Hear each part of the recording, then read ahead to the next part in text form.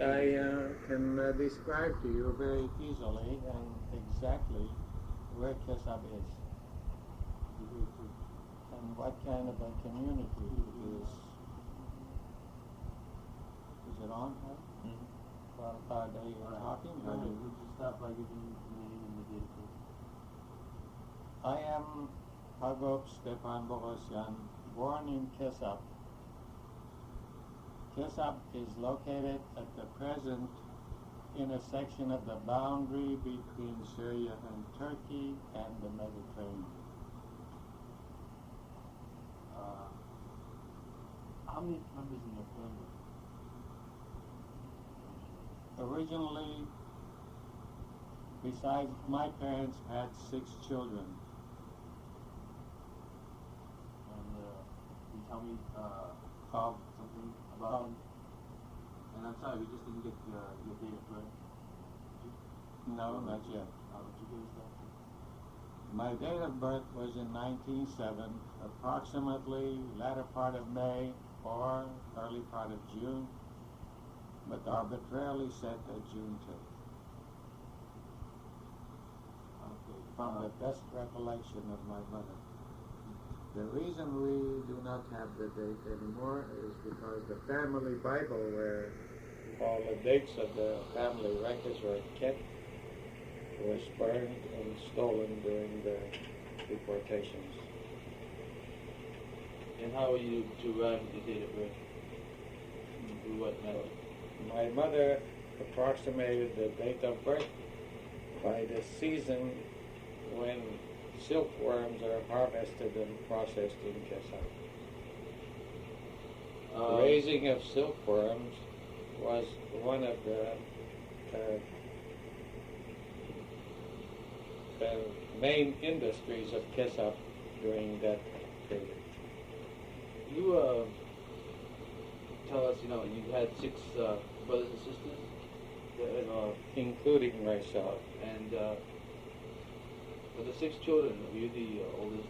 Can you tell me more about No, the 6 I had 2 sisters older than myself, 2 sisters younger than myself, and also a brother who was the youngest of the family. Of the 6, at that time, I am the oldest survivor. Where were your parents born? Both my parents were also born in Kesab. Were your grandparents living when, do you remember your grandparents at all? My grandmother I remember, but my grandfather was killed before I was born. Were you all living in one household? Was it just your parents and your brothers and sisters and your grandparents? Or were there more people in your household? My grandfather had 5 sons.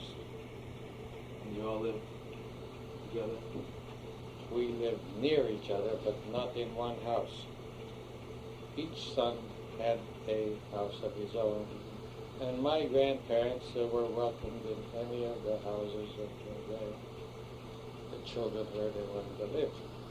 Often it happened, as I understand it, I remember my grandmother, she would be with us one day, Misakamu next day, Garabet next day, and we were very close. Your father had a particular occupation.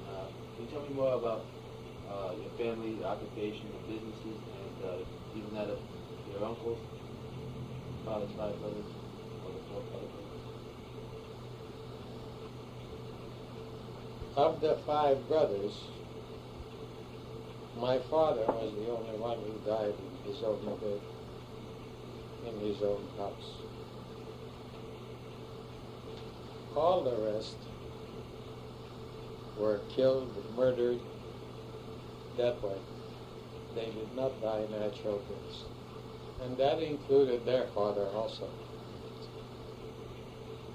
My father died in America. Do you have a business in He had a very prosperous business over there.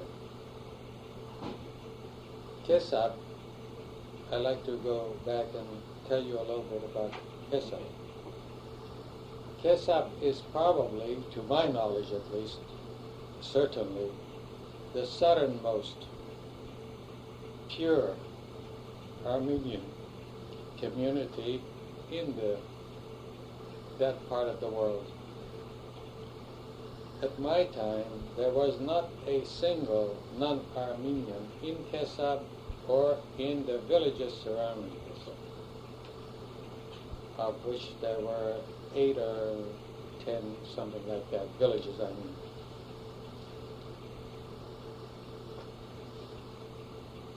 It is located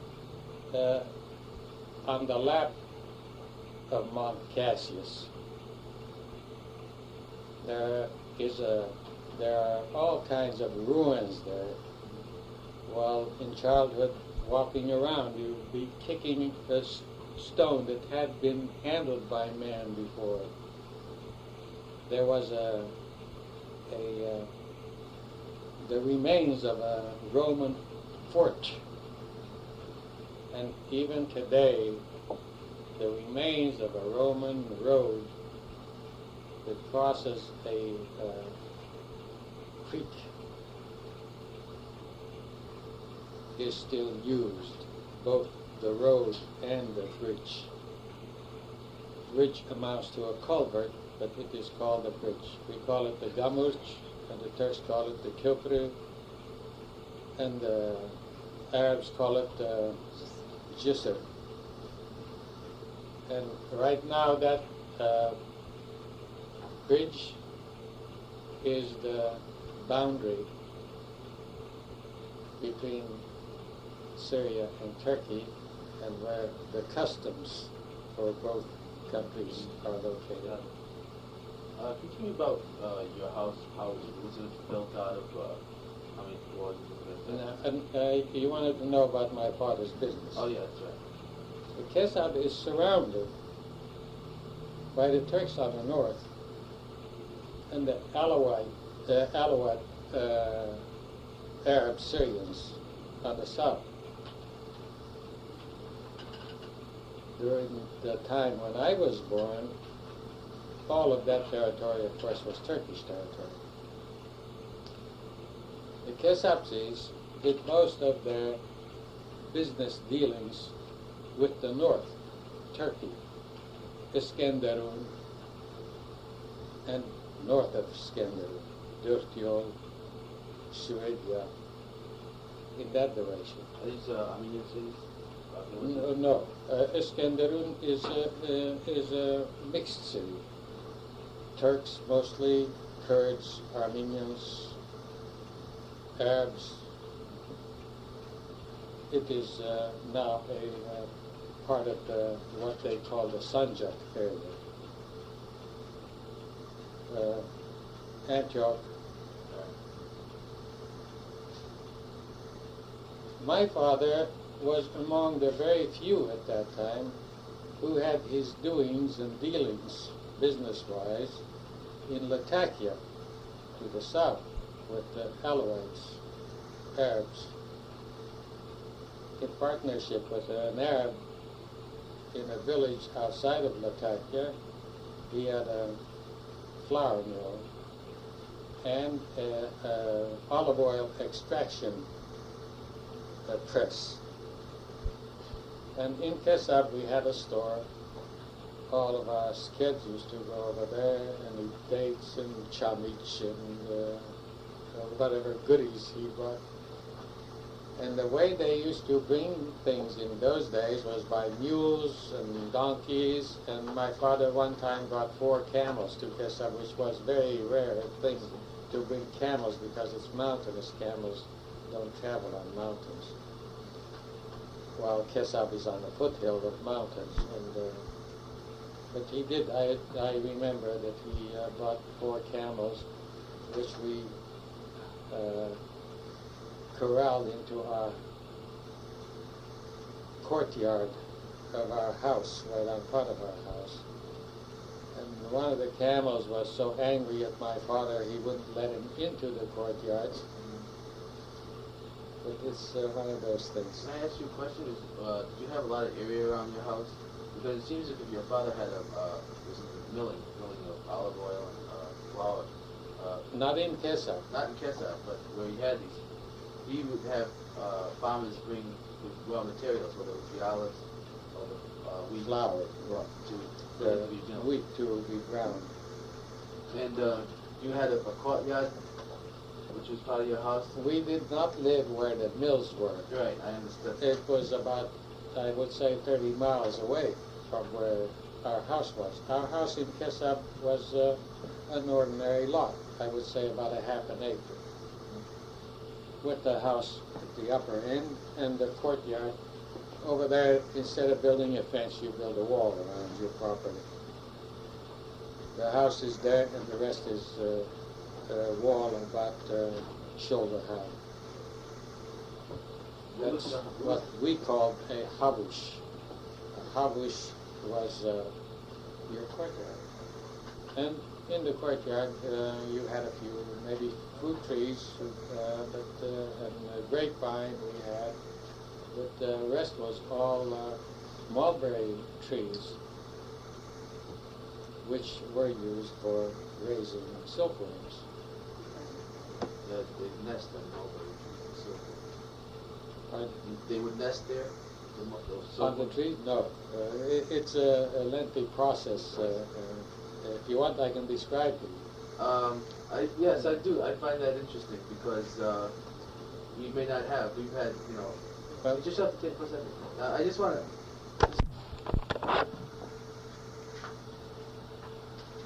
Will you give us some more information about your father's business? my father's business was seasonal at the Latakia area. During the summertime, when it was harvest time, that was the time for the mill to be operating, although it operated almost continuously from then to the winter, because people kept their wheat as wheat until they needed it, often.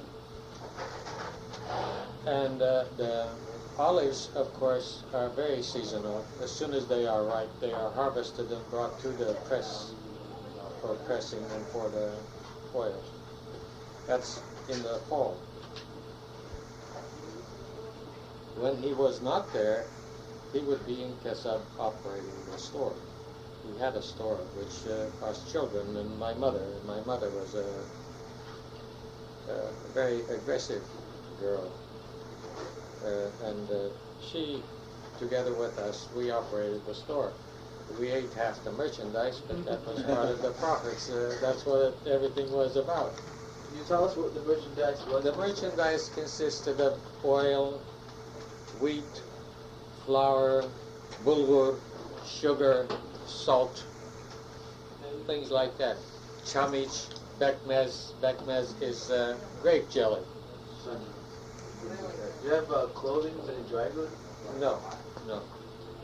It's a lot of canned, not canned, I mean, preserved things? Nothing at all, except fruits, figs, nuts, chamich, raisins, and dates, which he used to bring from Latakia, and which came from on further into, some of it came from Baghdad, which would be, I imagine, about close to 1,000 miles away. So you had mostly produce, but you that didn't have any dairy or meat products in the store? No, we did not have anything like that. Where would people usually get that? Just Well, there was a butcher. When butchers, one or two butchers, they used to butcher on weekends. And you didn't have meat every day in Kesab. It was special days when you had meat, unless there was a harsanik or something, and they brought the voshkars, the sheep, to slaughter and make Kesab. your father's business was 30 miles away from the home. And he stayed there. He stayed there? He stayed there most of the season when the work was busy. How did he take care of himself? Well, it was easy. His partner there owned the whole village, including the people in it. And when my father, for his reasons, had to come to America, otherwise he would not have come. It was a compelling reason. The man begged him to stay and give him half of everything he had, including half of his women and half of his properties, which was very extensive. But my father had to come to America. So they were in very good terms. It was like living with his brother. By the way, the present president of Syria is from those villages around Latakia. He's an Alawite. He's not an Arab. He's not a... Your father must have had the expertise that was needed to... But he was among the very few Kesabsis at that time who knew Arabic. Almost all Kesabsis knew Turkish. As I said before, they did their business north, which was all Turkish. But south of Kesab, it's all Arabic. My father happened to have connected with American missionaries in Latakia. They had quite a mission there. His father had made the first connection with the American missionaries.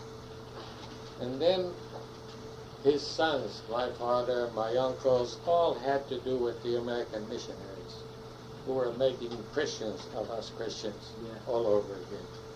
I've heard that many times. And that's how he happened to learn to read and write and speak very well Arabic. I was gonna. You just mentioned something important. This seems to be very. Of all the interviews I've done, they've mentioned that these missionaries wanted to make Christians out of the Christians. Is that because they found it difficult to, distasteful to try to make Christians out of the Turks? Well, I don't know of a single Turk who became a Christian, but there were many Kesabsis who became Protestants. Right. Because these were Protestant Covenanters. They had people from England and from America. Very good people. That's how I came to be in America. It was through those missionaries. What was their attitude towards these people, the Armenians? Realistic. Of the missionaries? Yeah. Very, very close, very friendly. They liked Armenians and especially Kesab so much that they built their summer homes in Kesab.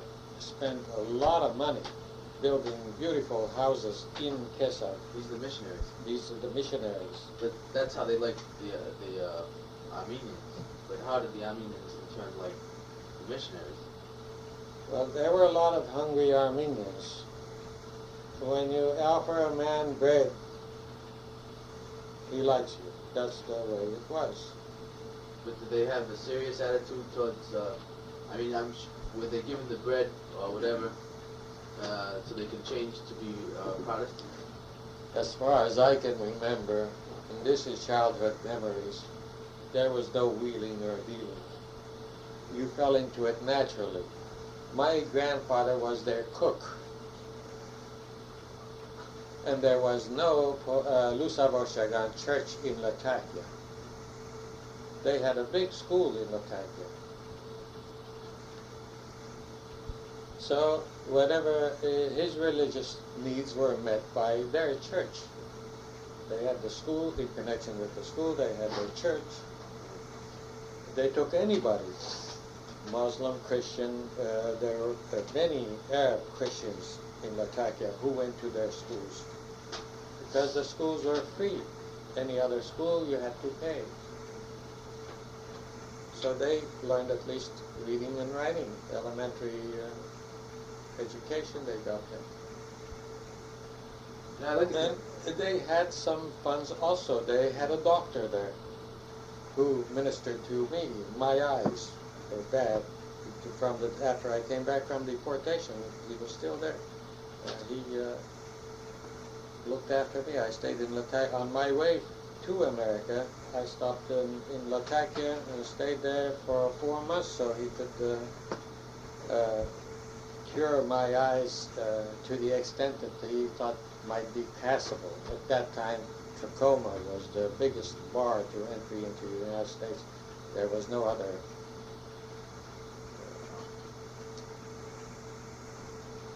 Major ailment. Yeah. I'd like to get into some of the school information, but I think at this point you can deal with the process of the silkworm industry. The silkworm industry, you have mulberry trees, and some of them bore good berries. We ate, that was the first fruit of the spring and summer. But the main purpose of the mulberry trees was to raise silkworms.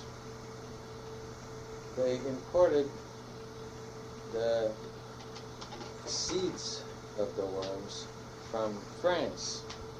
These are the days I'm talking about before rayon, nylon, or any artificial fabrics, when silk was the #1 fabric in the whole world. And it was like gold, and it looked like gold when they first take it out and unravel the cocoons. It looks just like gold. It's yellow, bright yellow color, beautiful. I can still remember. But they got these seeds, and as soon as the season came, they would get a tray. You get a pillbox full. It was a flat pillbox. I remember that because it was one of our toys, those empty pillboxes. And they were colorful also. They would spread the seeds in a tray about 2 feet by 2 feet, something like that. On that tray they would put some clean sheets, and on those sheets they would spread the seeds. It wouldn't take very long until the tiny worms would hatch from those seeds. The seeds were eggs. They looked like poppy seeds. The worms would hatch out of those eggs, or seeds, as I started calling them. We would go out and pick the most tender parts of the freshly growing leaves from the mulberry trees and spread it. As the worms ate and grew, so the leaves grew older. But the older the worms grew, they were more able to digest the larger leaves.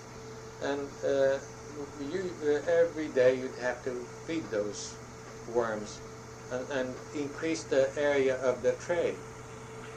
When they grew to be of a size I don't remember, then it would take the 1 room or 2 rooms of your house. You'd have to build flat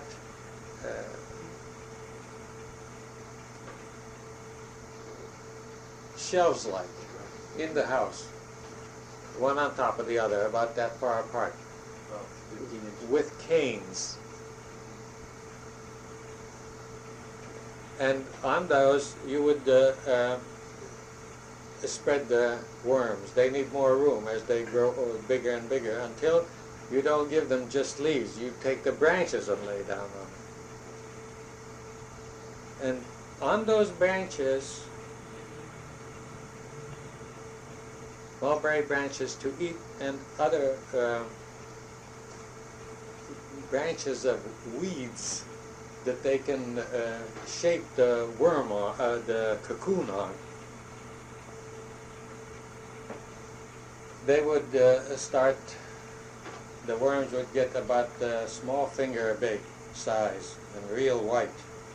They're ready to wind their cocoons. They would start winding it around in those little bushes. You might get 100 cocoons on one ball of bush like this, about say a foot in diameter. And they would wind and they'd quit eating anymore until they were finished winding. And the people who raised them, I was at that time 3, 4, 5 years old. But I have watched them, and we have had them in our house, so I remember that much. They know when the cocoon is finished and it's ready. When it is ready, they harvest the cocoons from the bushes. And how are they? And after they are harvested, some of the people who are not really don't go for it in a big way, but have a few mulberry trees and raise a few, would sell it to a man who had many, until he set up a big boilers about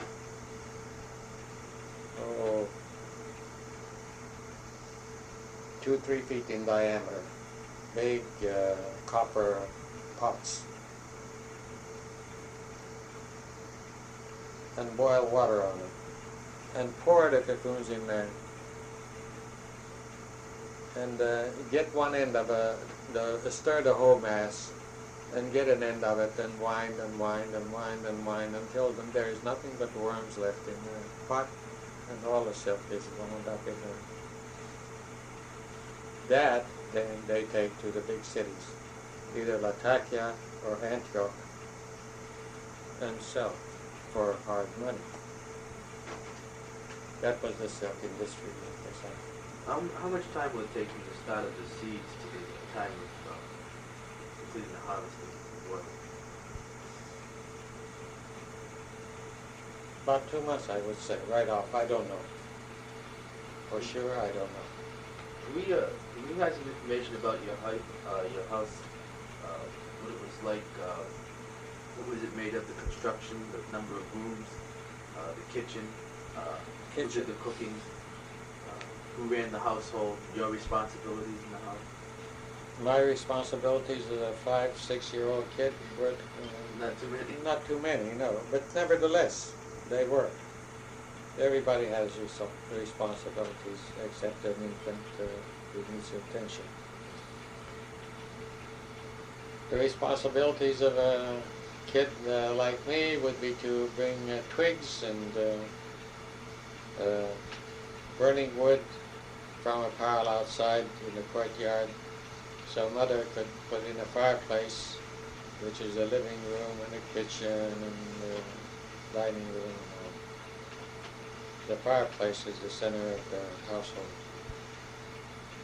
and where she does the cooking.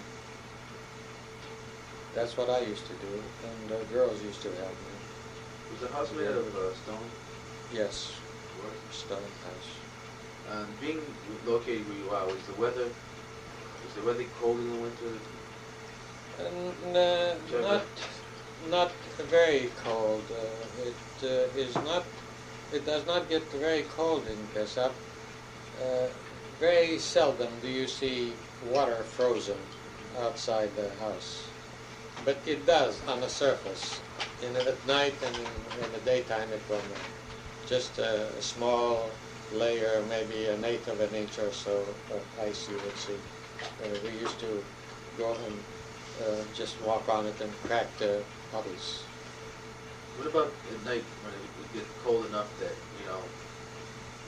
you'd have to take, and you didn't have heating in the house, you had a fireplace. Fireplace. So would you, heat up a brick or something and take that to bed with you? Or? Well, some did, but I don't remember our doing it. Sick people or old people might do that. But the fireplace was on the lower ground floor. We all slept on the upper floor, except maybe in the wintertime, 2 or 3 of the large family might sleep around a fire.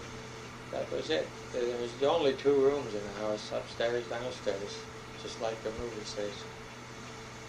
What about what about the kitchen? How was that? Kitchen is the fireplace. Fireplace. Did you have like In the summertime, the kitchen is any place on your property. Right. But did you have a process of storing food for the after harvest? You know. Yes, everybody puts up their winter needs in season. You have your flour, you have your wheat processed,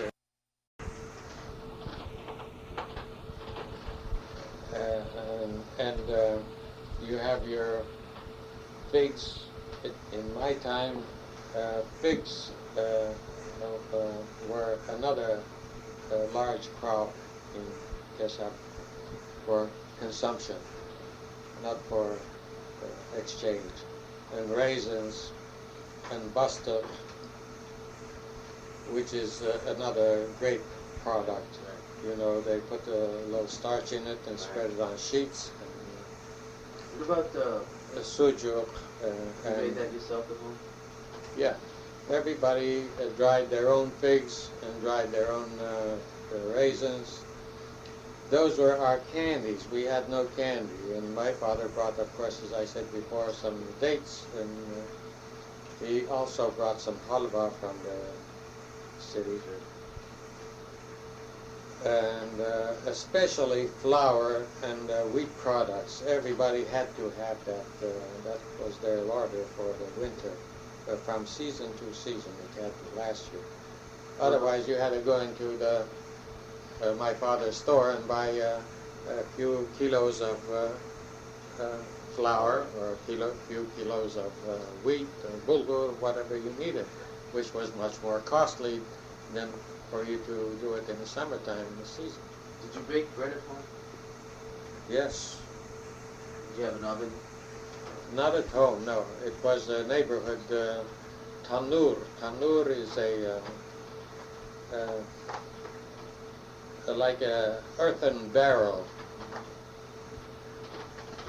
that's built just the shape of a barrel with mud.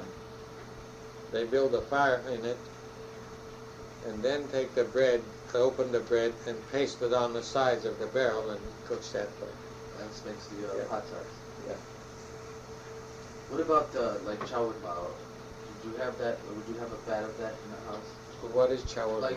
Like the dried meat on the fat, you know? Oh, grease. yes. Chawarma. Yeah. Yes. Yes. When the meat is plentiful,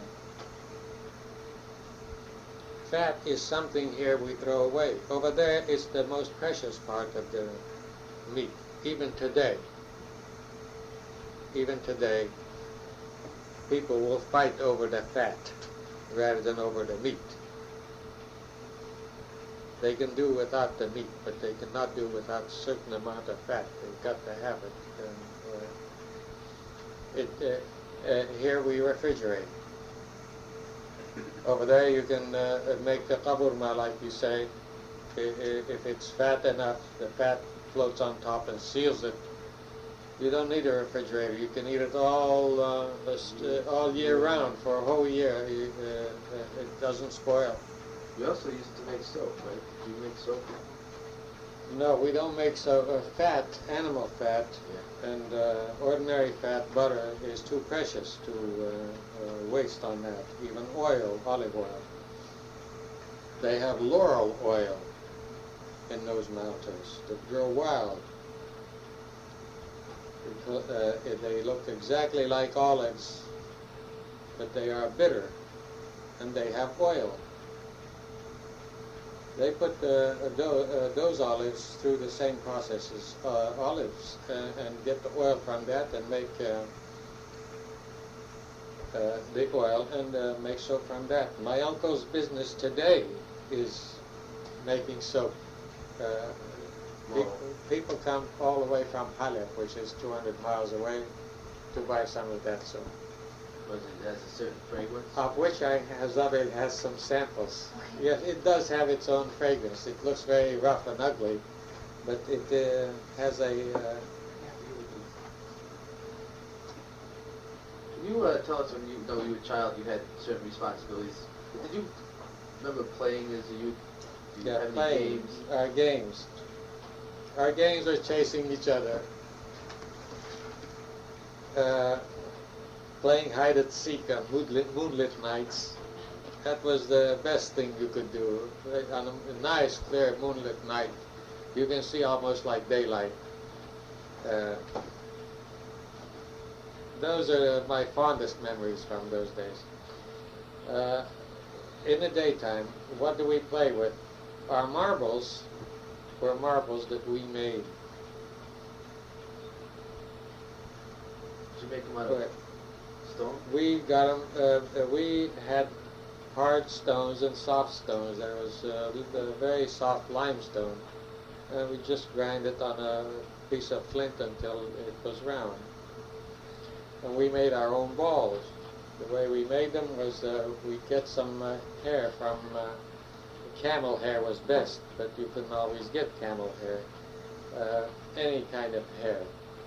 Just spit on it and roll it, spit and roll, and add a little more and more until it was a substantial size. But that alone will not give you any bounce, and it will not retain its shape. But it will give the bounce to a ball, a hard ball, after you wind some string. So where do you get string? You got your jubba has a string that is loose. You pull it out.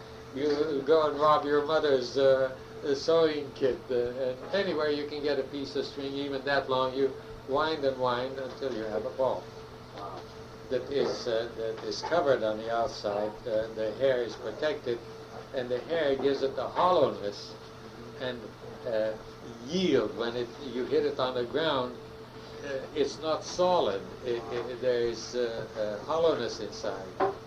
The hair will yield. So it bounces. We used to make balls that bounced like some of these super balls that they have. I gotta try to do that. Things like that. Our toys we made. Those are the only toys we had. A ball, there's a lot of games you could play with the ball. I Yeah. think the ball was like the most important. We even bowled. Our bowling consisted of finding some rocks that would stand up, had some dimension, elongated dimension. We would stand them up.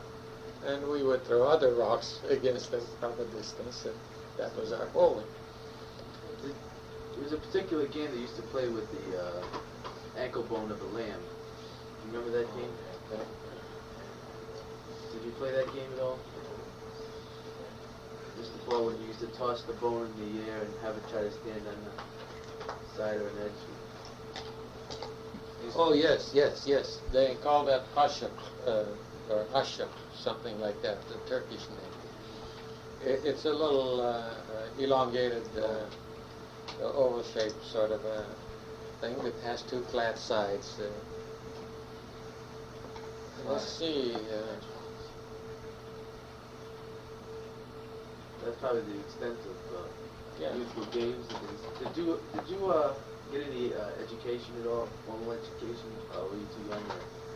You said that the Protestants had a school, but the missionaries had a school. Did you ever have the opportunity to attend that school, or did anybody in your family? I remember attending school.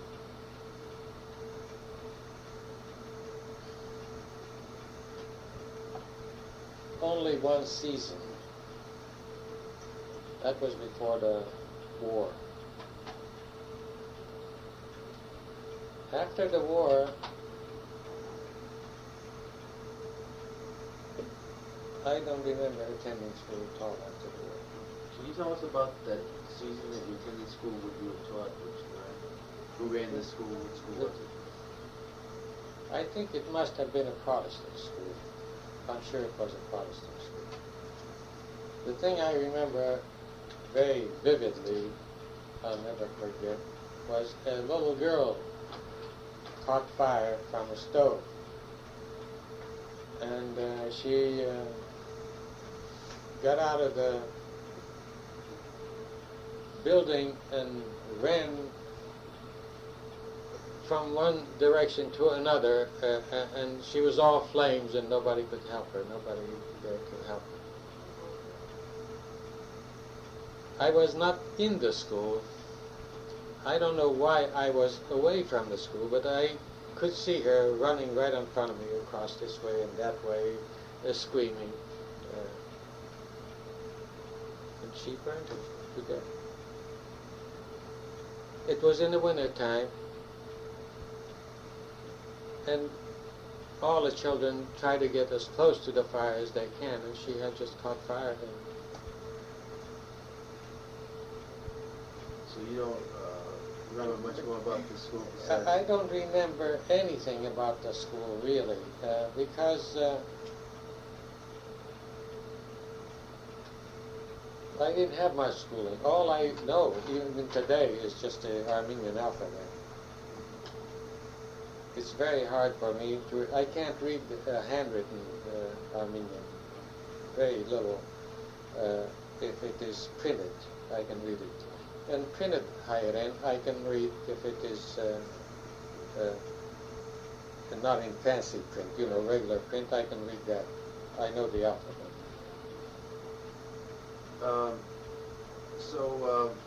Prior to, because I see that During we're coming into the area of the massacres and the deportations and when your political situation, can you give us any more information about your childhood that might be... During the deportations? No, before. Before the deportations? Because at this time it seemed to be pretty good for you. Well, I can tell you something else. I think it might be of interest in a story like this. I was born in 1907. In 1909, there was a massacre all over Turkey, and it reached Kesab too. It gives you an idea of how people who lived and associated with each other and what relationships meant. As I told you, my father was 30 miles away. In 1909, his barber, who came once a month or 2 months to trim their hair, was a Turkish old man who took a bath maybe once or twice a year. I remember his name. I've heard the story, my father tell the story so often. He came to my father at his business when he was not expected. He had heard something, whispers among Turks. He was a Turk himself. Tomorrow, we're going to burn Kesab. So he leaves his work, and his village, which is maybe 15, 20 miles away. Now 15, 20 miles or 30 miles, I say today, it's just a 15 minutes jump up. But in those days, it was a day's walking on your feet. It was a poor old man. But he liked my father. He left everything, his family, his work, his everything, and came over. He said, Stepan, drop everything you are doing, go to Kesab and get your family out. Tomorrow they're going to burn Kesab. My father, there's no, it's from a clear sky. Just like somebody telling you, leave everything and go to Providence, your house is going to burn tomorrow. How do you believe it? Yeah. He pushed him. He said, my father said, you must be crazy. What are you telling me? He said, believe me, I know what I am saying. He just pushed him and persuaded him. So somehow my father became persuaded. And it is after noon. He took his own mule and a couple of horses from the village to Kesab, and reached Kesab around midnight. And over there they go to sleep at 7, 8 o'clock. Midnight, wake the family up. Go and wake the relatives up and tell them. None of our relatives believed it, but he was his own man and his own family. He woke us all up. I was 2 years old. I don't remember that particular, the moving and all that. But along the way, at 2 years old, I remember one thing only, that I fell off a horse. He did succeed in persuading my mother to pack the family and move out. In the middle of the night, we get out of Kesab and go towards Latakia. The next day, they came and burned Kesab.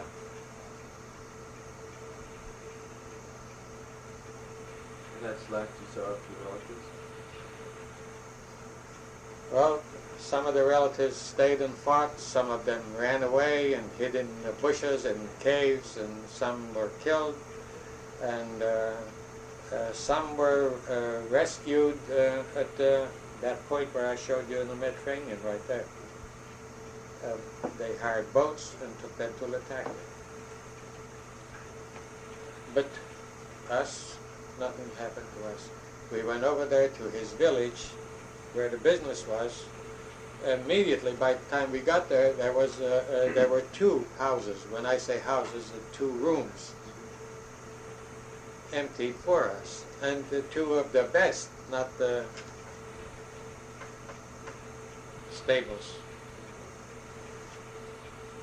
So we stayed there, and there again, it was on the way, as we had gotten out of Kesab, that my mother fell. I was in my mother's lap. My mother fell, and I fell too. That I remember. Another thing I remember while we were living in that village, in that Arab village, was there was a heavy door, and it fell off the hinge and fell on my toe, my big toe, and my big toe got blue, and you know, when you suffer pain, that's all I remember from that episode. I thought it would be a good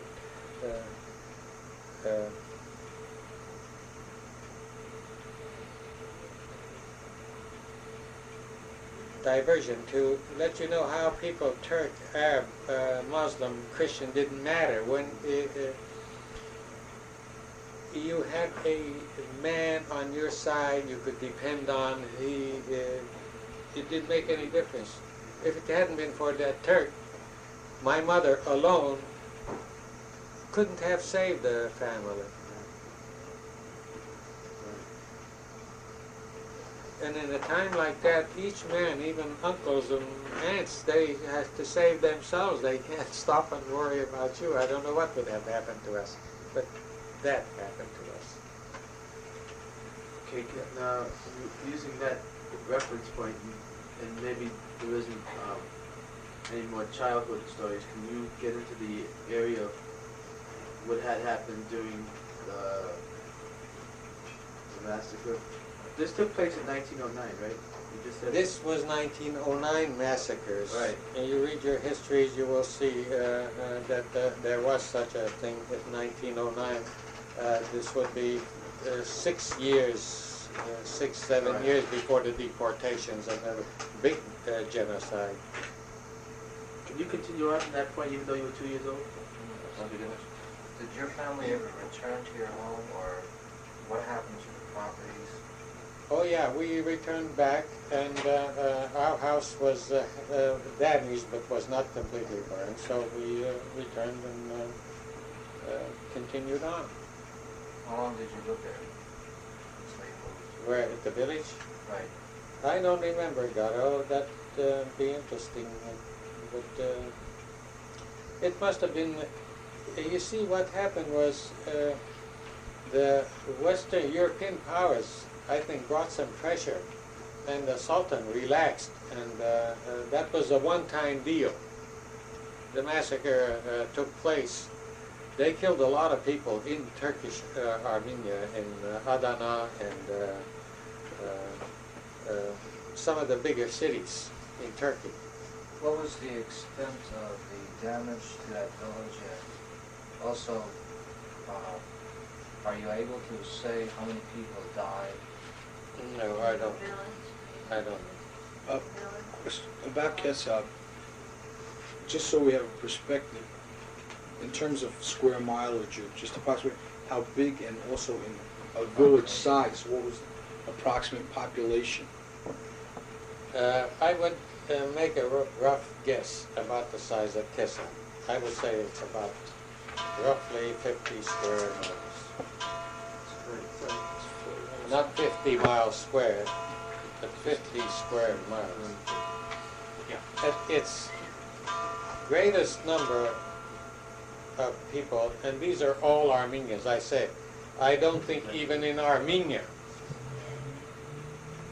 there was a community like Kesab where all the population, 100% Armenian.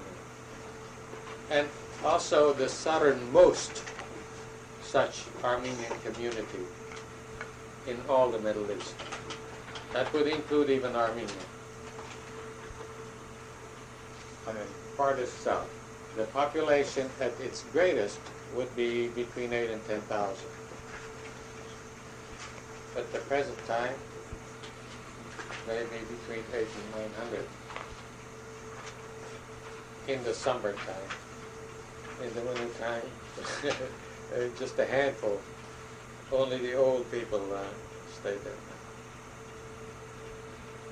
There are more. Today there are more Kesabsis in Los Angeles than there are in Kesab. Was there any reason given why the massacre took place, or you mentioned that there were other nationalities in that village? I said there were not, There Governor. were not? Okay. Then I couldn't ask you what the reaction of the people there was. Which people? We ran away, Or, the Armenian people. Let's say in the surrounding villages.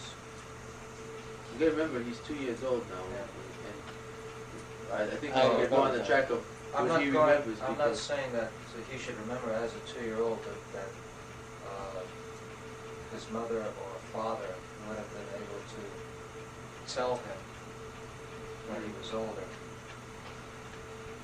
About what? What is your question? What the reaction of the people in the surrounding villages were, and why the massacre took place in Kesab, or the burning, actually. Well, it was Turkish policy. I say it happened not only in Kesab, it happened all over Turkey.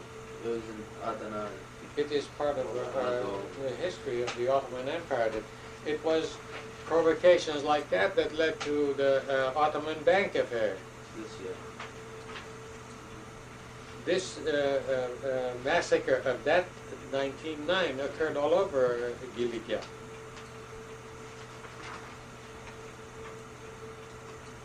Do you remember when you returned, and you said you returned and you lived in your house? How did your life, was it changed? Was it different? No. No. We immediately start putting back things together that were broken, fix them, and continue on. So then, I remember only the 2 or 3 years later than that. I don't remember the immediate return. yeah. Okay, then you start to actually remember when maybe starting around 1911, what you were doing during that time as a youth. And we discussed many of these things. You were probably 5 or 6 years old. And at this point, do you think it's be worthwhile to go into when the second massacre started around 1915? Or do you have any significant stories to tell? Nothing really significant. In the summertime, we used to move to our farm, which was maybe, I don't know, maybe 4 or 5 acres. My grandfather had bought a rectangular piece of land in his time, which for him must have been quite an effort to accumulate that much. He had 5 sons, and he started from the top to the bottom, gave a strip to each. My father being his favorite and youngest, we got the best.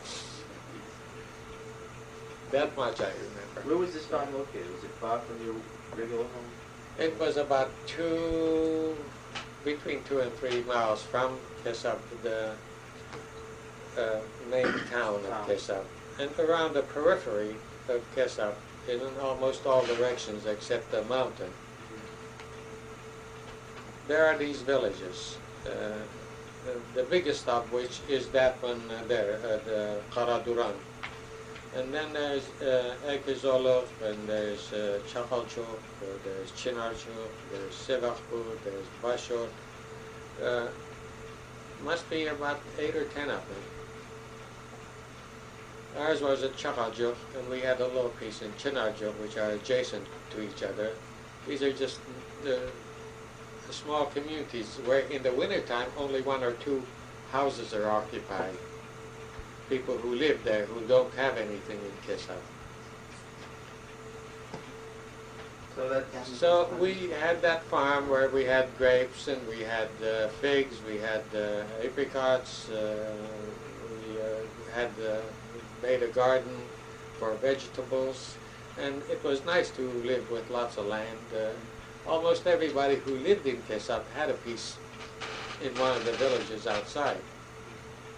And even at that time, very few people stayed in Kesab.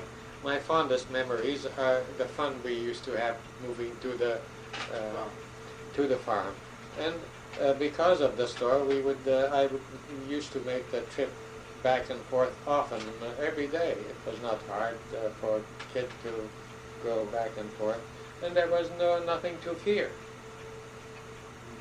Can I ask you a question? It might be difficult. We know that in Kesab there was practically totally Armenians. But do you remember about church, anything like that? Community structure, who ran the town? Did you have like the mayor? Under the Ottoman system, the government didn't do anything, didn't interfere at all. The Armenian patriarch, through his authority, the Armenians governed themselves. But in Kesab, it went further than that. Dashnakshitun was very strong. And it was the Dashnakshitun who settled affairs. Even in case of murder, the government would not come in unless it was invited in by one of the parties.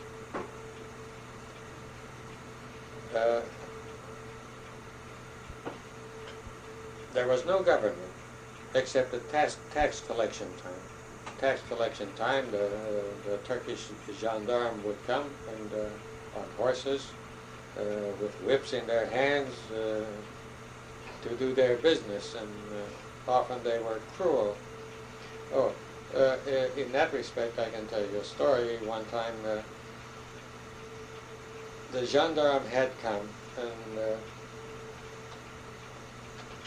they were giving unnecessary trouble to one of my uncles.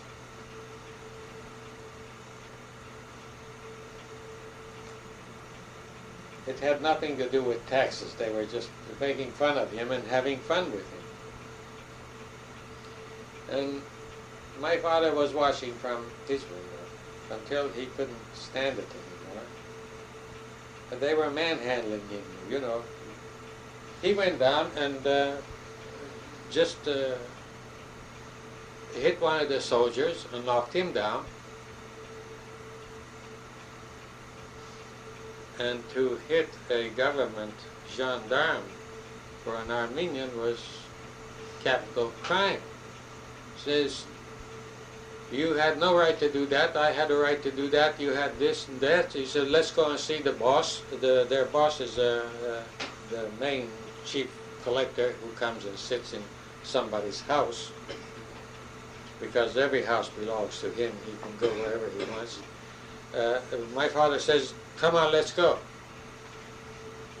You know, in the heat of the quarrel, he thinks he can present his case, but you don't have a case when you're an Armenian with the Turks. But he went with them anyway. He went into an enclosure, a room on the second story, and he looked around, and this guy, who was their chief tax collector, was about 7 feet tall, and the week before, by just hitting one man with his hand, he had killed him. Very powerful man. My father used to tell the story. He says, I looked around and there were the Armenian witnesses, but he says witnesses were of no avail. He said, the only question is, did you hit the soldier? And by that time, my father says, I was looking at the window, and in Kesab, he told one of the Kesabsis to move out of the way from the window, and Kesabsi, who was there, he moved that away, and my father just threw himself out of the window and disappeared. After he did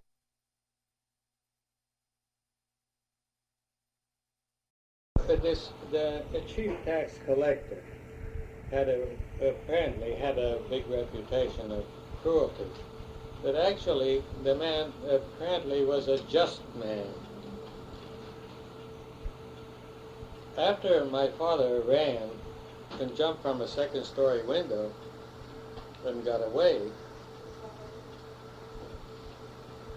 he began to think about whether my father got hurt or not and asked questions as to why this incident happened. While my father was running for his life and shaking where to hide, he began to ask questions, what happened? And when the witnesses told him what happened, he beat his own soldier. So I like to be objective and give the Turk, and this is the first incident I want to mention, that the Turk, all of him, was not a monster. That's from my experience. He was not a sadist.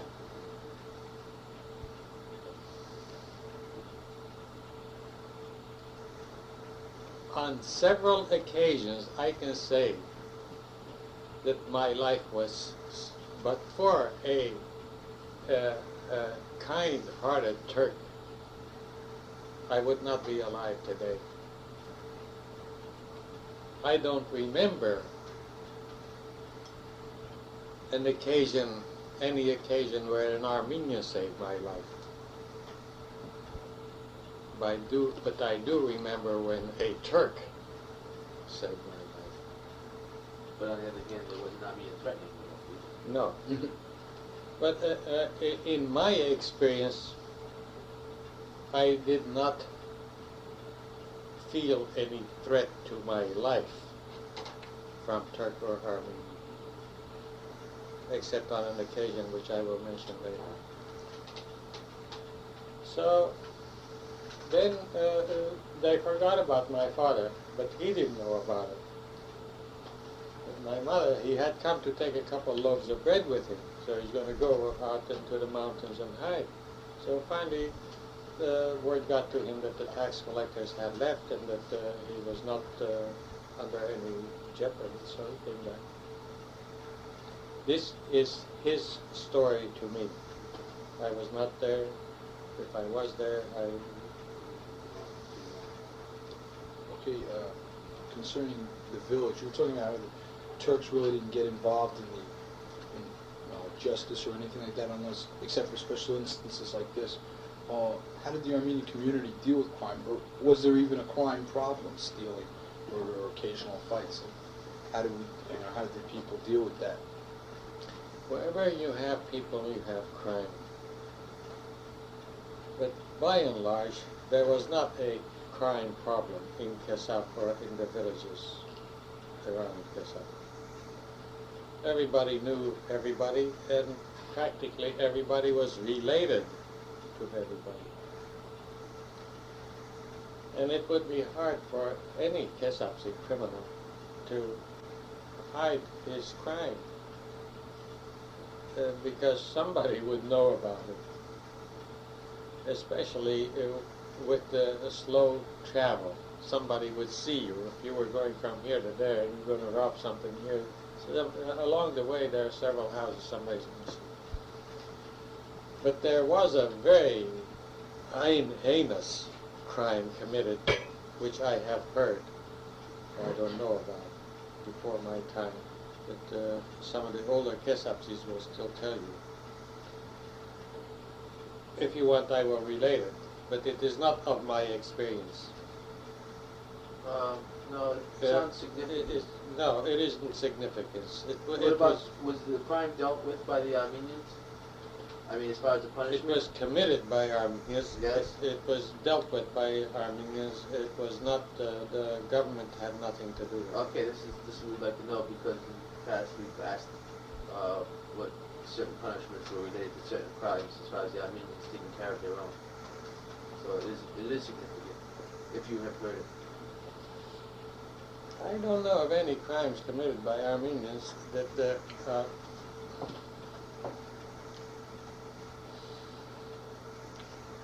there is one I must tell you, that the reason why my father came to America, I wanted to put it in its chronological place.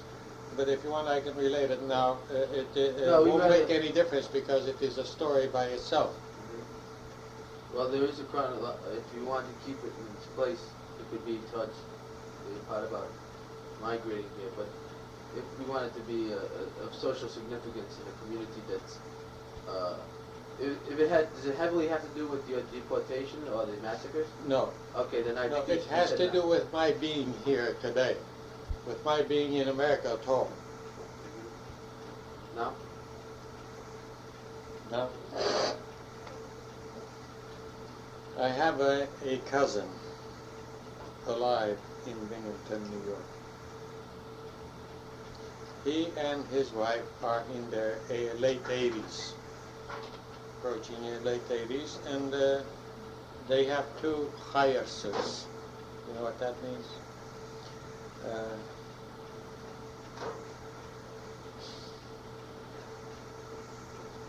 Sons of no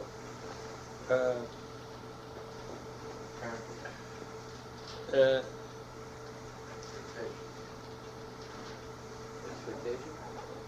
no, No ties. that have done them no good.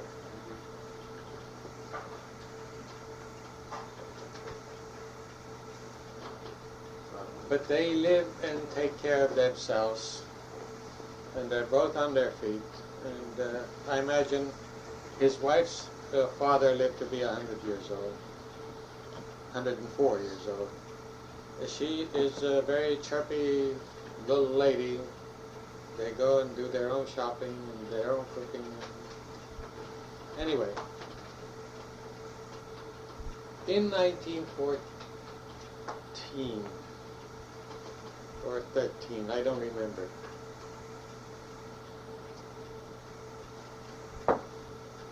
while he was visiting his fiancée in her house, a bunch of the neighborhood kids, young bucks, go to make fun of him. Yeah, Abe is visiting his sweetheart. Well, what's there to Abe visiting his sweetheart? But to them, they have nothing else to do, so they go and make fun of, and he's a young man too. It's a very dark, misty, cloudy fall night.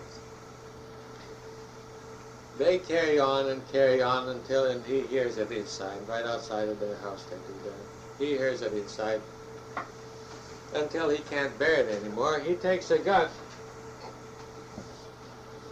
a shotgun, goes out the window just to scare them. The way he tells it, if you put your finger in your eye, you can't see it. That's the kind of a night it is, and he can't see where they are. He just gives a bang. And the kid outside says, "Aman, mama, I'm dying, I'm shot." And the SOB dies.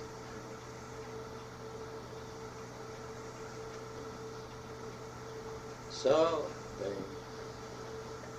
Abe is not married yet, but he's afraid. He takes his fiancée and runs to Latakia. He goes to Latakia and takes a ship to Egypt.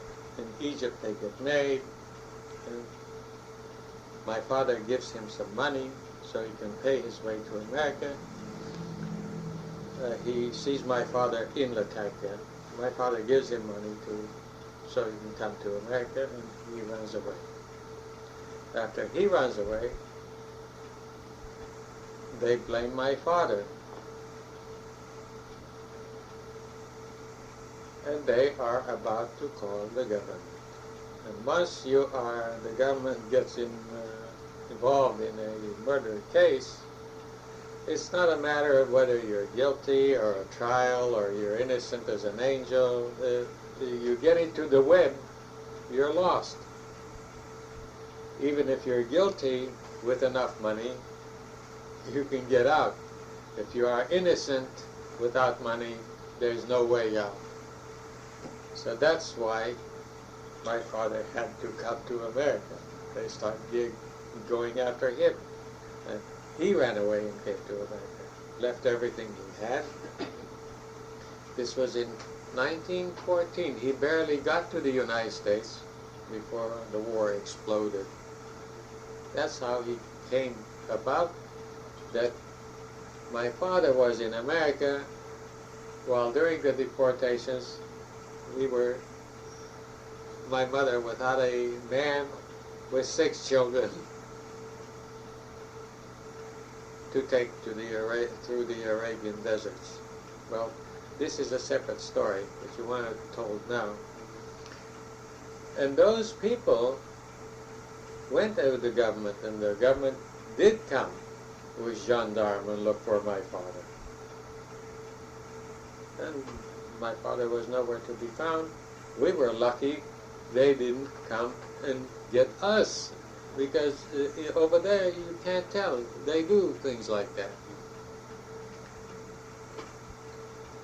And there was once the family, Jurians, and by the way, they're all here now. Their grandchildren are here in America. And one of our cousins is married to their daughter. But greed and family ties make men do most anything.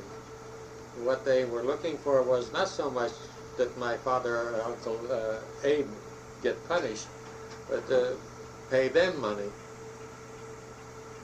Well, they wanted so much money apparently that neither my father nor Abe could pay the price, so they decided to come to America. That was one case of crime. Another case was when they stole our door. Our courtyard had a big door, a heavy thing. One night we wake up, the door is gone.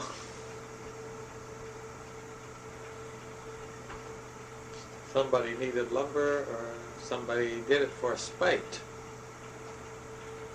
Our next door neighbor used to use our courtyard, going through the door, and he had even torn down the wall on the other side in order to take a shortcut for himself and for his beasts, like his goats and sheep and things like that. And when we put the door up, and it was an expensive door,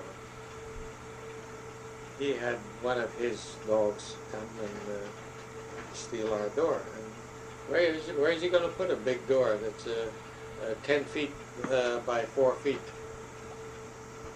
And he's got to carry it from here to there so that people will see it. No way to get out. Well, my Uncle Paul was pretty influential. He said, I'll get it. Don't worry about the door. My mother was just mad. So a couple of days, we got the door back. And the man who stole it said, I'll tell you where the door is and I'll give it to you. But don't ask me to put it back. Because that's too much for his body, you know. So my uncle said, all right, you just bring the door back. You don't have to put it up. So we got the door back. It was settled. You mentioned about your cousin being engaged at the time of the one crime. That leads into another area that I just want to touch on briefly. What about the social custom of marriage? What age were people getting married, and were marriages arranged? Yes, very definitely. Interesting to tell the story. That also, you see, Abe here in Binghamton was an orphan. The Turks killed his father. So my father was his father. He raised him, sort of, in a manner of speaking. Although my father was not much older than Abe, he was his uncle. And over there, your uncle is the same as your father. So, where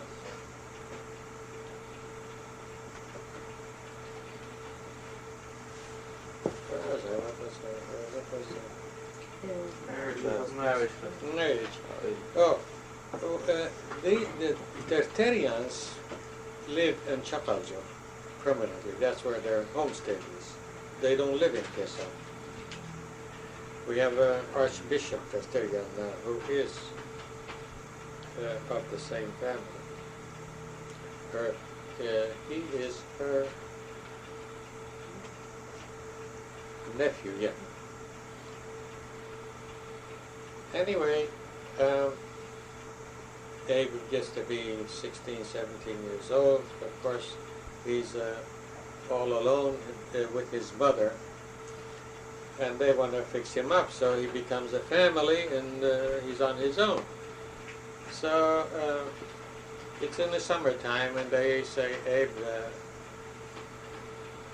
Defterians have a Defterink, Akbor Akchigmon, Ravirenki, and Toka, as Abor Geragurum Badrastega, and Kami Ispese. This is the way Abe tells the story. So they invite Eskuhi, and she comes to our house, and she prepares a nice chikufta, and they eat, and they see that it is good. So my father says, Abe, this is the girl for you. Get married. He should hear Abe tell it. He says, I don't know what to do with a girl. And they want me to get married. He says, your father, he goes like that, your father, he took the parch is a pitcher. He said, Abe, you're either going to marry this girl or I'm going to break this parch on your head. So he said there was nothing else I could do. So they got me engaged, and I was going to get married, and this thing happened. So that's the story. Do you remember how old he was? I think he must have been about 16, 17, something like that. But she is about 2 years older than he is. She's becoming an old maid at 18. Oh yeah. So now, any other questions? Any other? Yeah. Can you now get into the area? I can see it for a moment. You got up to like 1914. Anyway, you started to talk about it. The changes in the political system in Turkey that affected the community, especially the times of deportations, how you affected what was happening, what was the leadership, the Dashnazi leadership doing, preparations for the leaders in the community. Can you get into any of those areas? Was the defense of the Armenian people and I want to tell you that geographically, Kesab is, by the way the crow flies, about 10 to 12 miles from Musadan. We're very close. And the main preparation for resistance was in Kesab. I know that, and I saw with my own eyes, that there was arms and ammunition buried in our courtyard, in addition to the family cutlery, pots and pans and things like that. They were buried, and I know exactly where they were buried. It happened right in front of me. We had more preparation than the Musadan people. And we had more people. And we had more educated people, college people.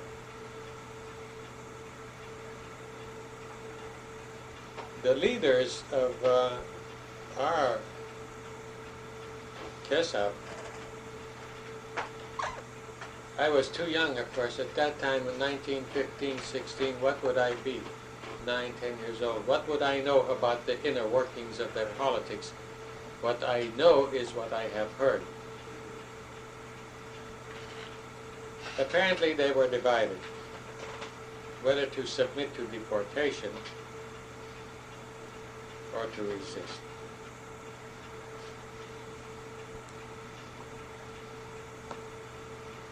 There was a rumor,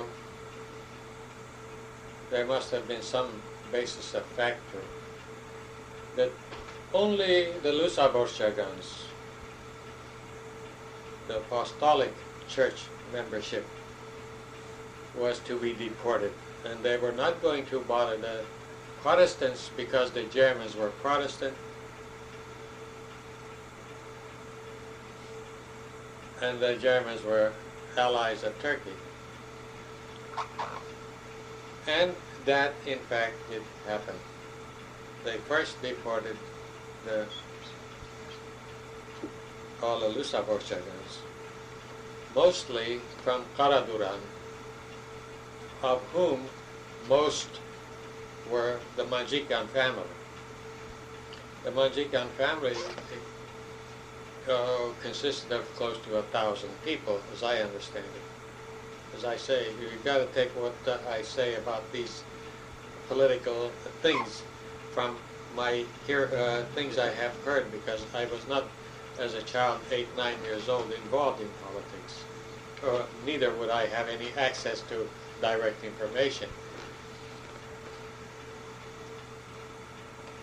But the deportation I do remember. The deportation was carried out with kindness. Every family, depending on the size of the family, was allotted so many horses or mules or jackasses or whatnot to move you. Not very far, just out of Kesab, away from the seacoast.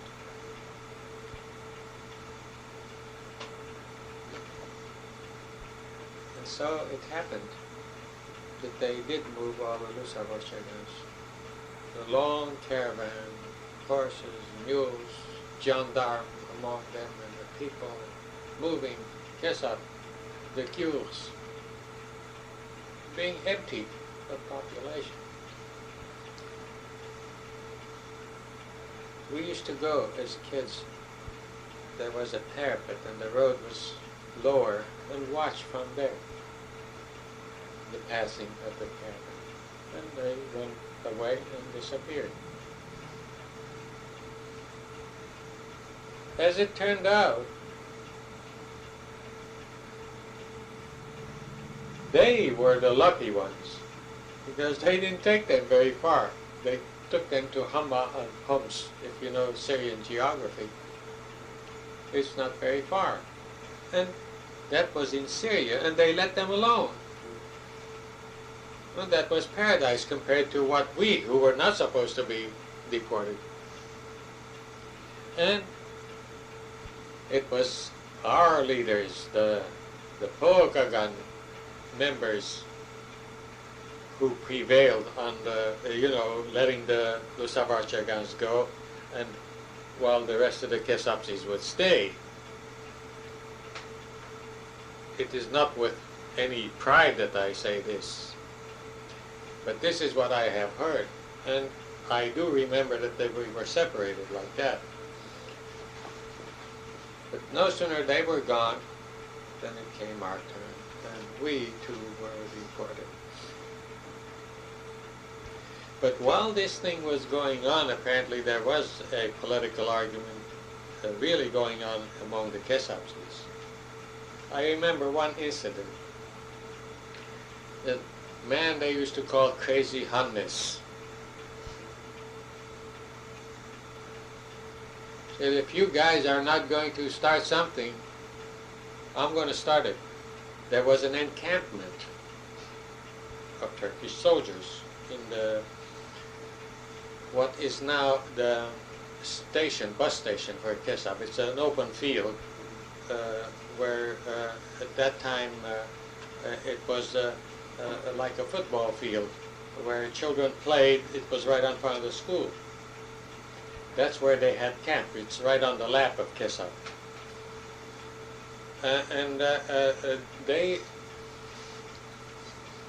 The soldiers were in camp there with their rifles set up, and they were not worried at all. And this guy took his gun.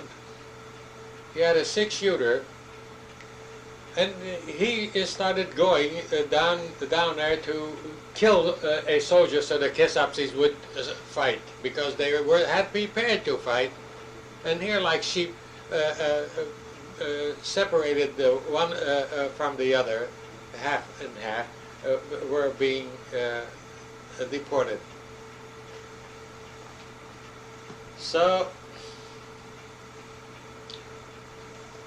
as soon as they heard what he was up to, the Kesapsis went and fought with him and took his gun away and kept him from doing what he was going to do. He didn't care. He swore that he didn't give a damn. He's going to go and kill somebody so he would start something the Kesapsis fight. If one man could have done that, and I can remember those things that looked like teepees, Indian teepees, with the rifles all and the men sleeping practically, or they were having their rations away from their ammunition. Two Kesapsis with guts could have taken the whole company and taken their guns and ammunition and killed them all. But they didn't. So it came our turn. They took us, when it came our turn, they took us down to Jisr Shulur. Jisr Shulur is only a couple hours journey from Kesab. We thought, well, here we are safe. They didn't take us very far. We left Kesab. I remember the trip. It was in the afternoon. Before nightfall, we were in Jisr Shulur.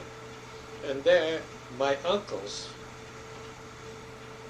had business connections, and he found house for us. He found place for us to stay, and as soon as we were there, he was in business. It was not a bad life. It was tolerable. It's a Turkish town. This Jisr Shulur is a Turkish town. We were good and comfortable until the following year. That would be 1916.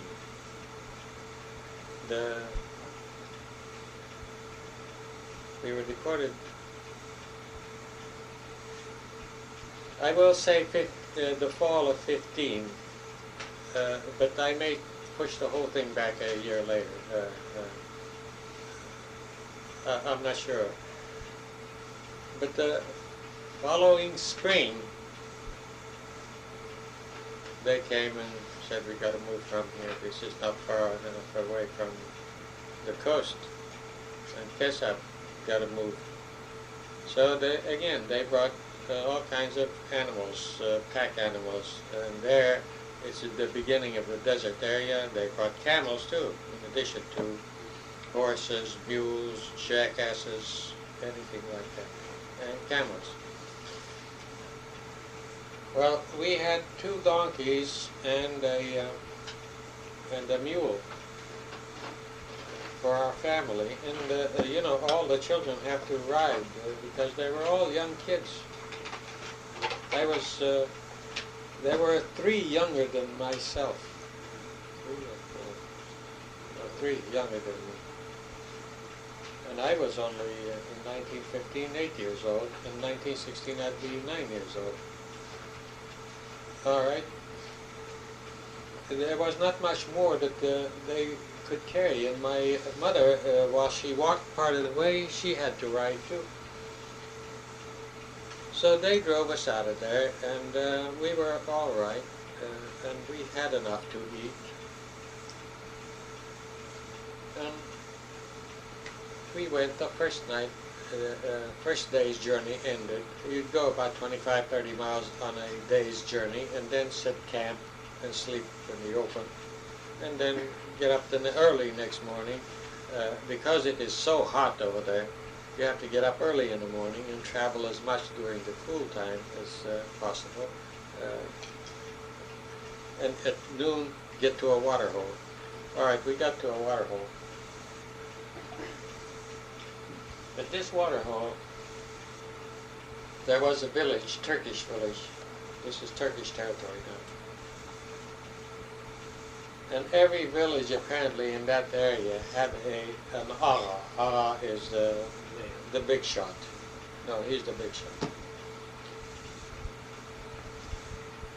His brother had either been killed or suffered on account of the army. For the animals as well as for the people. Some of the Qatarjis, that's the muleteers, they themselves, all these people who supplied these animals, were Turks. But they also, in a way, were being deported and robbed. They had families. The animals they owned constituted the means with which they made a living for their families. They were taken away from their families to move the Armenians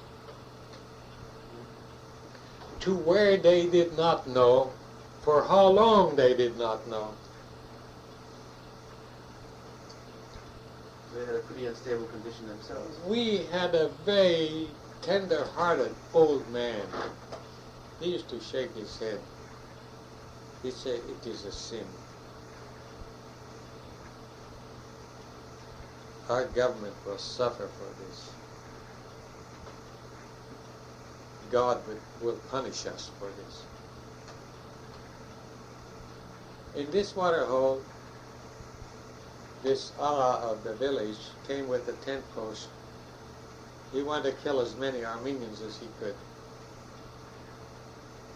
And most of the muleteers had reached there and smelled some trouble. A lot of them had dropped their load and tried to get back home. They want to get back home. During all this commotion, by the time we learned about it, our man had also dropped his load. While he had dropped his load, one of our neighbors and very close friends in Kesab, my mother used to tell the story, was trying to bribe our man to abandon our load and pack him so he could get away. Because the man on horseback was hitting whoever was on front of him.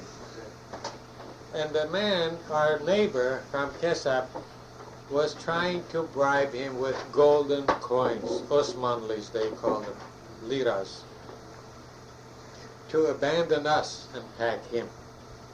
And my mother found him at the stage when he was saying, "It is a sin, I can't do it. It is a sin, I can't do it. This woman has no husband. She's got the children. How can I do it?" And just then my mother arrives. And my mother turns around and spits at the man who was trying to bribe him. "Kesab mishnar. Imza bagneres ish vidyalan. Tun kone martes, gernas pan me enes. Yes, inch pes vidyanen." So the man packed the load back, and he picked me up, and I remember, and put me on the donkey, and then he went down on his knees so my mother could step on his back and get on the donkey, and took us away from the troubles. You never knew what happened to us? There were several of our people got killed there, and some were very badly injured. And you can imagine what could have happened to a helpless woman with 6 children. Can you tell me who inflicted the injury? Were the townspeople of this Allah? Was it, No, it was he alone on horseback. I remember him coming with a tent pole. The tent pole is about 2-3 inches in diameter, about 8 feet long. That's what we used. So we continued and went on. I don't remember how many stops like that there were, but the stops were very pleasant. I looked forward to the evening stop when the stars were as big as saucers. I remember sleeping in the open and looking up at the sky. There were so many stars. And they used to bake bread at the stop. Bread, there was no time to let it rise or to make chumar, to yeast. It'd be saj, a big a steel or copper dome-like. And the fuel they used was the dried droppings of camels or any animals. Burn under it, and this open thin bread, they'd open it, they have, look like little pillows like that. Throw it one against the other like that, and first thing you know, it's open like paper almost. They throw it on top of that sudge, and then in about 5 or 10 seconds, turn it over, and it's made. Take that out, and by that time another one is ready. 2 women work on it. Something like that, yeah. It's thin. So we finally reached a place called Meskeda on the banks of the Euphrates.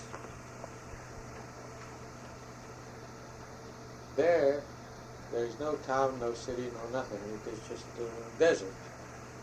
You've got water, but that's all. There's some vegetation, but very little. All our possessions began to get exhausted. Arabs would come and visit and try to sell corn, and there's something they call, what is it, millet, I think. Huh? A what?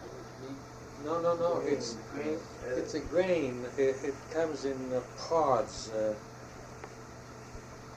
And the grains are the size of wheat, but they are more like lentils. And the taste is like corn. We used to call it corn. It was ground, right? It's ground. Well, hey, you can get a Denny shape. It's food. It's grain.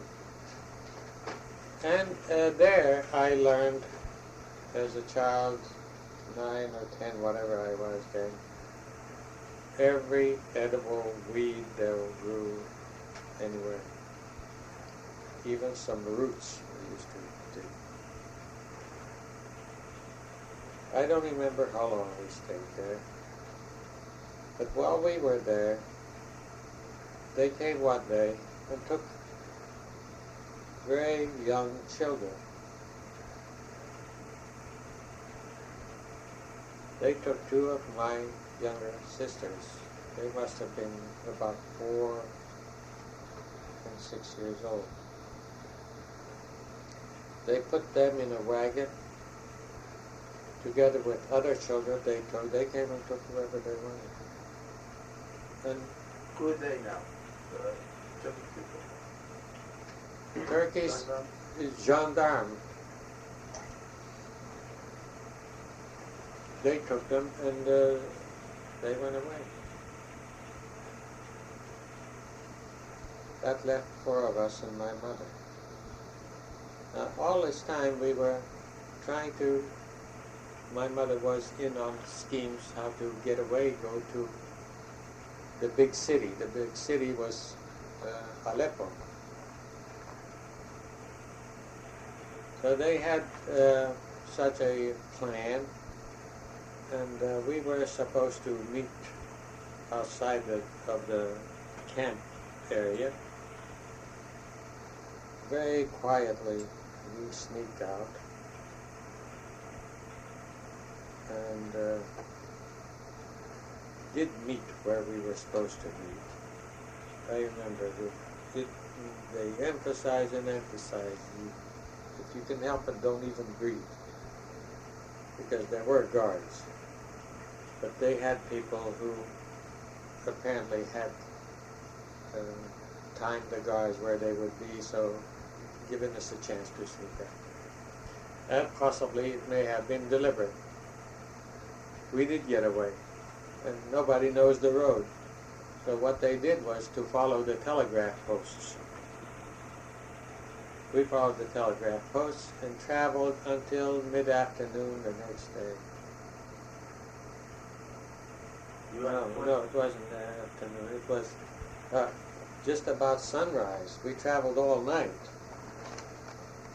Were you on foot? Yeah, on foot, yeah. We abandoned everything, the tent as it was and everything, so they wouldn't give us more time.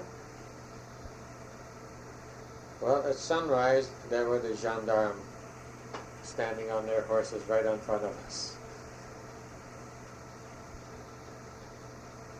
I don't remember, I don't know how many families were involved in this sneak escape. But anyway, they drove us back like cattle all the rest of the day. In late afternoon, towards evening, we finally got back to the encampment again. No water, no food, no stops. This time, the other trips were, for a child, they were pleasant to me. My memories are pleasant. But this was real hard, walking in the desert, barefooted. Sand is hot, you are thirsty, and it's dusty, there are horses almost running over you. And if you don't move fast enough, the whip is ready on your head. Somehow we managed to always stay far enough ahead. I don't know how my mother did it. But Nobody touched us. But as soon as we got to the camp, everybody ran into the river to drink. Drink. What do we drink? On both sides, up the river and down river, the horses and donkeys, all of them are drinking and doing their business in it. But you drink when you're thirsty. You drink. You can even smell the urine of the horses in it. But the river flows. You don't get too much of it. You quench your thirst. They wouldn't let us sleep in our tents. In fact, they wouldn't let us rest in that side of the river. They put us in boats and took us across the river on the other side. I have heard stories where they threw people in the river and they cut their throats. They apparently did all those things in farther north, among the Armenians. But we were actually not in Armenia. We were not even in Turkey. We were in Syria. To us, it was total neglect rather than cruelty. I don't remember any cruelty. There wasn't very much we could do. If there was any cruelty, we wouldn't be alive. Anyway, they took us across the river, and there, they gave us a piece of bread to eat and to sleep. We slept that night. The next day, they took us down farther and farther from the main body of the camp, and 2 days journey, I think, or 2-3 days, I don't remember, to a place called Raqqa. That's on the east side of the Euphrates River. There we spent another winter. There, another incident, a couple of incidents I like to relate. There's nothing to eat. There had been other Armenians been brought there before us. You slept wherever you could find a corner under an eave, or there was no room, there was no house, no nothing. When we got there, there were lots of cats, dogs, and animals around the streets. Pretty soon, it got so that the dogs disappeared, then the cats disappeared, and people were eating them. My mother used to go to the butchers whenever they were butchering animals. We had a pot about like this. She used to go and hold the pot under the butcher's throat, under the animal's throat, and catch the blood and bring it home, and we would eat the blood. That was one of our main sources of sustenance. And we go around and ask for food. Moras kanutun, that's beggary. Go and beg. In that town, there must have been at least 100 kids like me, with swollen bellies and protruding bones. And, you've seen the pictures that you showed today, just like that. There was one Turk who had a store. Every single day, every Armenian who passed in front of his store, he had a little brass a pot, and his store was about that high from the ground, from the street. And at one corner he sat, and it was dark inside. He sat there in one corner with that little pot of coins beside him, metallics. Every Armenian, he knew them all, passed in front of his store, dirty, uncouth looking, with a turban on his head, Turk. Not one word was ever spoken or heard by anybody from that man. In the evening, you went in front of his store. He threw a metallic to you, and you passed by. If you ever came back again, and some kids would try it, one metallic was not enough to buy you enough.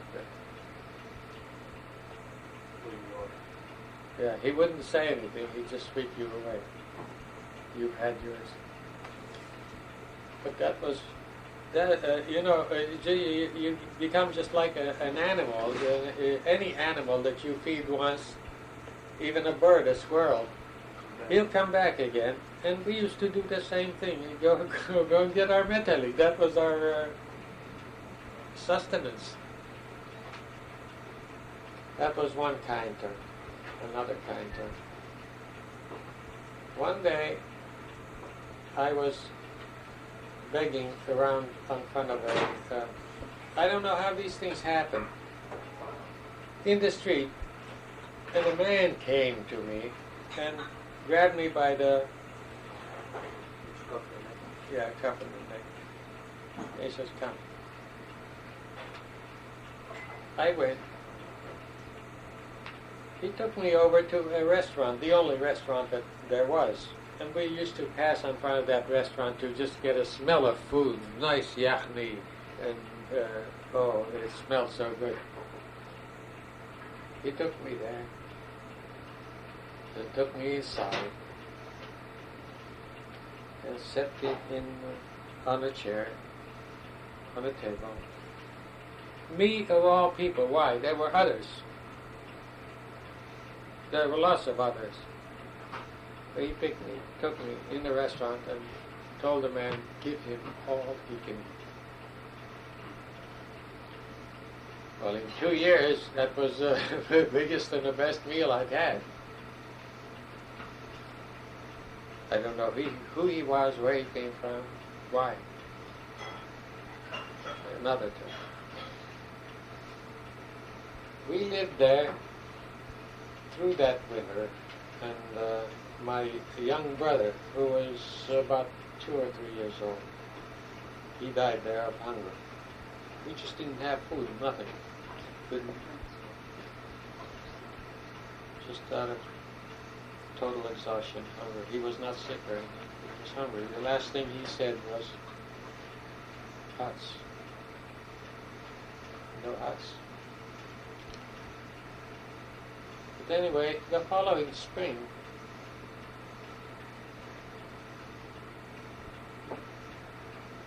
the Armenians there, the wealthier, there were some Armenians who had hidden money, people of means, had organized a group, a caravan. They had hired wagons, horses and all, and freight wagons as well as passenger coaches to go to Halep. And apparently they had gotten permission, because they had to cross the river and then travel from the map, and from what people tell me how far Raqqa is from Halep, it's at least 200 miles. My mother had heard about this thing, and she somehow got permission from them that she could go with them, provided that she did not depend in any way on them. No transportation, no food, no nothing, but she could travel under their protection. Well, it just happened that a small kayuk, these are the boats, the canoe-like boats that are used on the Euphrates River, full of wheat,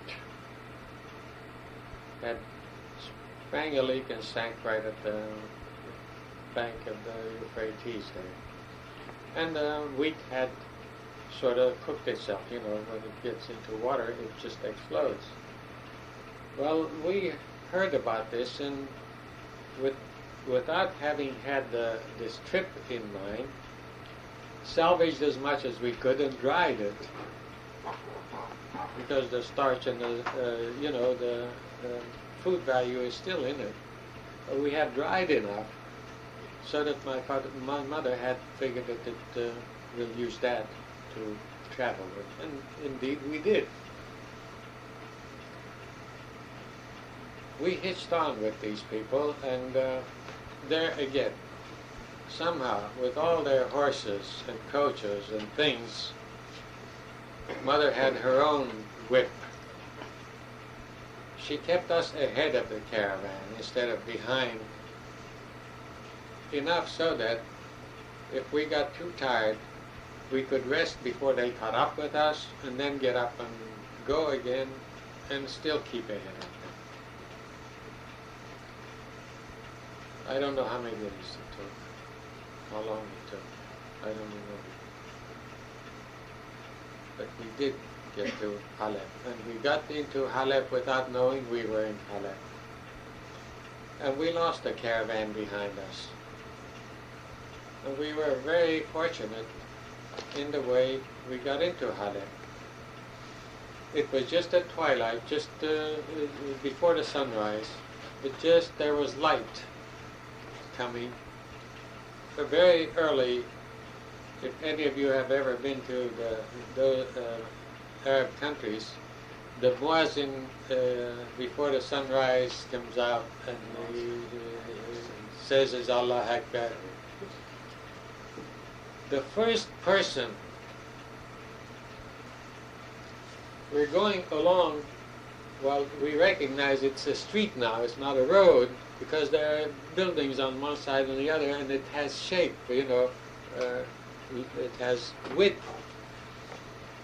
The desert roads, you don't know where the road ends,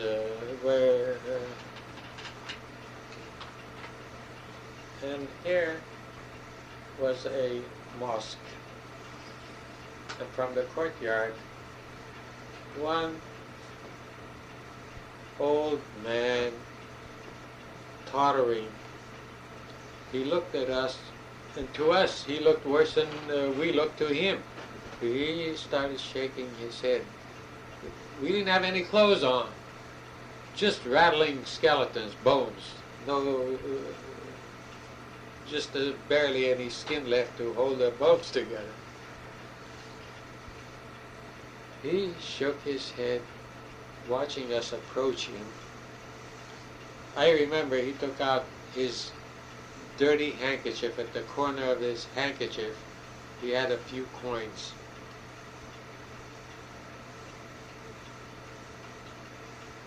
He undid the knot and took the coins and gave it to me.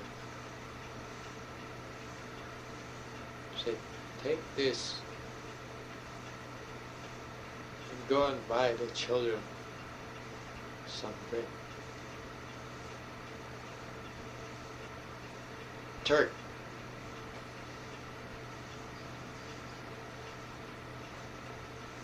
My mother took the money and we're going. We don't know where we're going.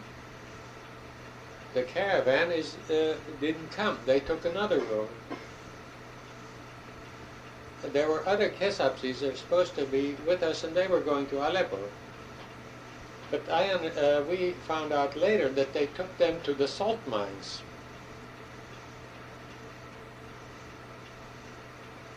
We, by keeping ahead, we marched right into the main city, and they say in the salt mines, half of them died working in the salt mines. The next person we met after the Turk, it's getting lighter and lighter all the time. Over there, early in the morning like that, they sell kahkas, not like this, it's like rolls. But oh, they are such delicious rolls. A big tray on his head. He marches down the street from the ovens selling these rolls, fresh bread for breakfast. What they eat for breakfast is, and then following him comes the sutji, which is the milkman. That's their breakfast. You buy a couple rolls and some milk, and you've got breakfast. Next man we met after the Turk at the mosque was the bread man. My mother used the metallics to buy bread to feed the children.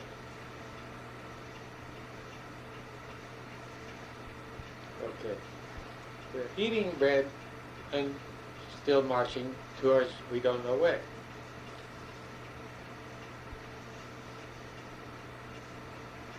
And the crowd, the streets are beginning to get liven up.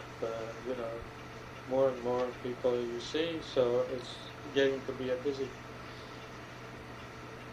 And the next person we meet, we pass by many people, as I say, a lot of people. But there's a man standing, there's a road going, we're down here, a little higher here, there's another road going the other way. A man standing there and staring at us. My mother looked at him and he looking at us. I remember I was eating the bread. So this man speaks in Kesab and he says, at Quirik Tunis, my mother already said, yes, I'm Obidillah. Who is he? He is the main leader of the Tashnak Jutun. He was a member of the bureau. Dr. Avedis in Cheshire, who is related to us, who used to come to our farm at the Chakajok, and he says, of all the grapes in Kesab, yours is the best. We had a grapevine climbing about 20 feet up on a poplar tree. Anyway, it's the doctor in Cheshire. Says, but there's no words. Says, each vore al haseret. Each vore al haseret. Adan ke selo be selo, verchasa, minche hos hasereka. Yes, Gajabarem, Gertam, Tren Bidianem, Beirut Bidiatam, Derta Brodsgertam. He said, your brother to my mother, you go 2 streets down this way and then turn left and there's a courtyard there with an open door. You go in there, your brother is there, whom we haven't seen for about a year and a half.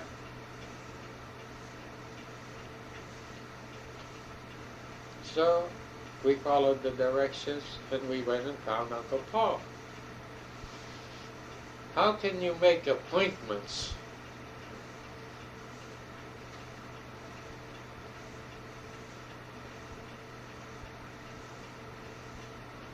to make such coincidences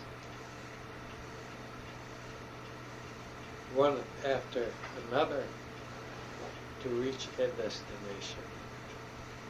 But it happens, and it did happen. Once we were in a big city, there's nobody bothering you. If you can find bread, it's your business, but nobody there to give you bread. My uncle was working for the Germans. I don't remember what he was doing. And he said the only work they have is doing laundry work for soldiers. And my mother ready to do anything, Work all day, washing their clothes, and